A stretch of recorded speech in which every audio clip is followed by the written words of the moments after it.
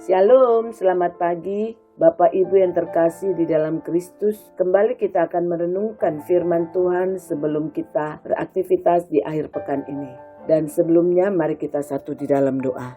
Bapa kami yang baik, Bapa yang bertakhta di dalam kerajaan surga. Kembali kami datang ke hadapan-Mu, mengucap syukur untuk berkat kasih karunia dan penyertaan-Mu di dalam hidup kami. Sehingga pagi ini kami boleh kembali bangun dengan tubuh yang diberkati dan diberikan kembali kesempatan untuk merenungkan firman-Mu. Pimpinlah kami Bapa agar kami dapat mengerti dan terlebih mampu melakukan firman-Mu di dalam hidup kami.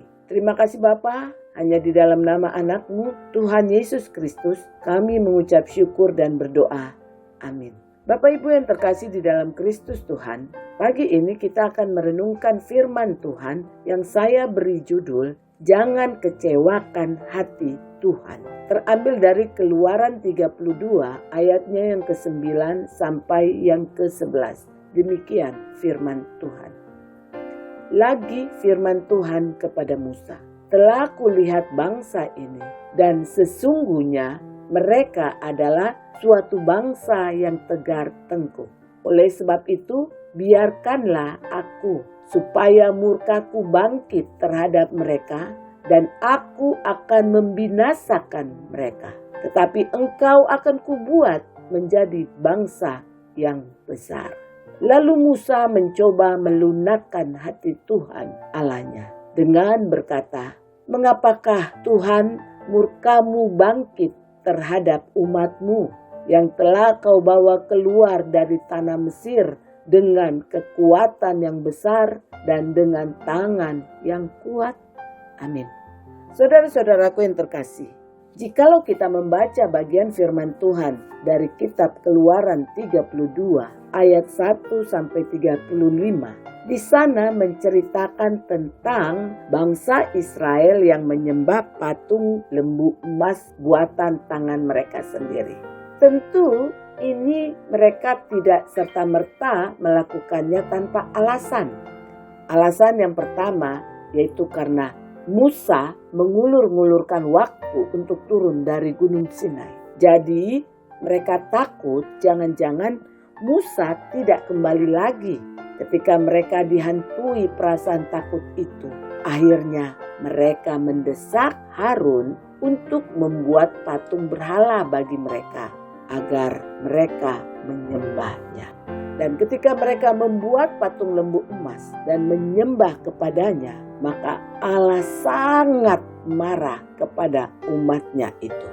Sebab mereka lupa dengan Allah yang sudah membawa mereka keluar dari Mesir. Allah yang dengan kuat kuasanya menunjukkan perkara-perkara yang mustahil dilakukan manusia. Sehingga akibat perbuatan mereka tersebut, Allah berniat memusnahkan mereka. Sekalipun mereka itu adalah umat pilihan Allah. Tetapi Allah tidak ragu-ragu untuk menghukum, bahkan memusnahkan mereka. Karena perbuatan yang sudah mereka lakukan yang membuat Allah marah.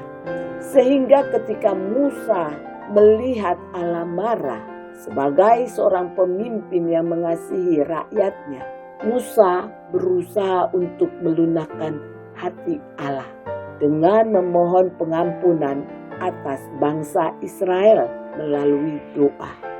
Agar niatan Allah untuk memusnahkan umatnya itu jangan sampai terlaksana. Yaitu dengan cara Musa mengingatkan kembali Allah terhadap janji-janjinya kepada nenek moyang bangsa Israel.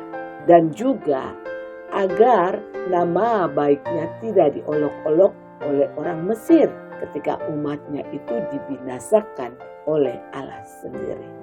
Nah, saudara-saudaraku yang terkasih di dalam Kristus, Allah walaupun maha kuasa, maha besar, maha hebat, dan maha lain-lainnya, Allah juga merupakan suatu pribadi yang memiliki perasaan.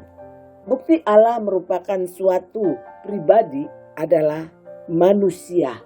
sebagai ciptaannya yang diciptakan segambar dan serupa dengan Allah. Manusia itu memiliki perasaan, kemauan, dan kehendak. Dan itu semua adalah gambaran dari Allah. Jadi disebut pribadi karena memiliki pikiran dan perasaan. Untuk itulah kita harus benar-benar mempertimbangkan perasaan Allah. Sebab itu jangan kita melawan Allah. Hampir semua orang Kristen, walaupun tentu tidak semua atau mungkin juga orang beragama mengatakan, kami tidak melawan Allah. Siapa yang berani melawan Allah? Tetapi kenyataannya tanpa kita sadari, banyak orang melawan Allah. Kita pun tanpa sadar telah melawan Allah. Melawan Allah dalam atau melalui sikap hidup kita, di mana kita tidak mempertimbangkan perasaannya. Dan ini sudah menjadi irama gaya hidup banyak orang. Orang yang tidak memperhatikan perasaan Allah biasanya hanyut memperhatikan perasaannya sendiri. Tidak mau disakiti, tidak mau dirugikan, tidak mau diperlakukan tidak adil, mau dianggap terhormat, berharga, dan untuk itulah seseorang berusaha mau mencapai apa yang menurut pertimbangannya membahagiakan, menyenangkan, mengangkat harkat, martabat, harga diri, prestise, nilai dirinya.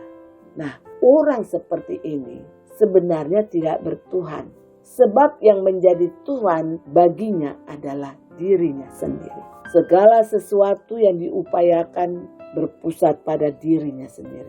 Bagaimana ia dapat membahagiakan dirinya, memuaskan dirinya saja, atau diringkas dengan kalimat memanjakan perasaannya. Nah, orang seperti ini tanpa sadar juga telah melawan Tuhan. Ia tidak akan mempertimbangkan perasaan Allah. Tetapi yang lebih dipertimbangkannya itu adalah hanya perasaannya sendiri. Nah, orang-orang seperti ini biasanya menjadi egois. Ia tidak peduli perasaan orang lain. Kalau perasaan Tuhan saja dia sudah tidak pedulikan, bagaimana perasaan manusia lain? Tentu dia juga tidak mempedulikannya. Sadar atau tidak sadar, itu pun juga gaya kita. Tetapi saudaraku, setelah kita ditebus oleh darah Yesus Kristus, kita bukanlah milik kita sendiri. Kita ini adalah milik Tuhan. Seperti yang dikatakan dalam 1 Korintus 6 ayat 19 dan 20. Bahwa kita ini milik Tuhan. Jadi hidup kita ini hanya untuk melayani Tuhan. Nah, saudaraku, kalau manusia marah bila disakiti, dikecewakan dan sebagainya, apalagi Allah sebagai penciptanya, Allah tentu akan kecewa dan marah ketika umatnya tidak menjadikan dia sebagai Allah satu-satunya. Ketika kita tidak setia dan taat kepadanya. Seperti ketika bangsa Israel yang tidak taat dan tidak setia dengan menyembah patung lembu emas. Karena itu, saudara-saudaraku, mari kita introspeksi diri. Adakah kita telah menjadikan Allah itu sebagai satu-satunya yang kita sembah? Atau adakah pihak lain yang menjadi sandaran hidup kita selain Kristus? Ingatlah saudaraku, bahwa kita itu hanya boleh menyembah dan memprioritaskan Allah di atas segala sesuatu. Karena Dia telah menebus kita di dalam Kristus di atas kayu salib. Jadi kita akan menyakiti atau mengecewakan Allah, yaitu pada saat kita tidak setia, tidak taat, dan melanggar perintahnya yang membuat kita akhirnya akan jatuh ke dalam dosa. Tetapi saudaraku, Allah juga akan mengasihi kita pada saat kita pun mengasihinya. Amin. Mari kita satu dalam doa. Bapa di surga, terima kasih untuk firman-Mu pada pagi hari ini.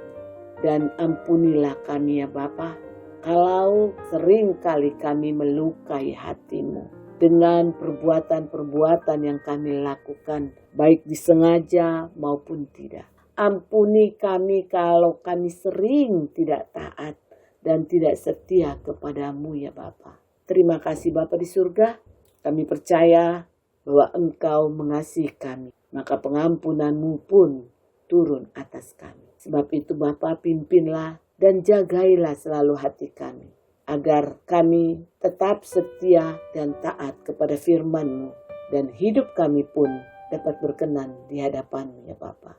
Hanya di dalam nama Tuhan Yesus Kristus kami menyerahkan hidup kami, hati kami, dan doa ini. Amin. Selamat pagi, selamat beraktivitas. Kiranya Tuhan Yesus Kristus menyertai saudara dan saya sepanjang hari ini. Haleluya. Amin.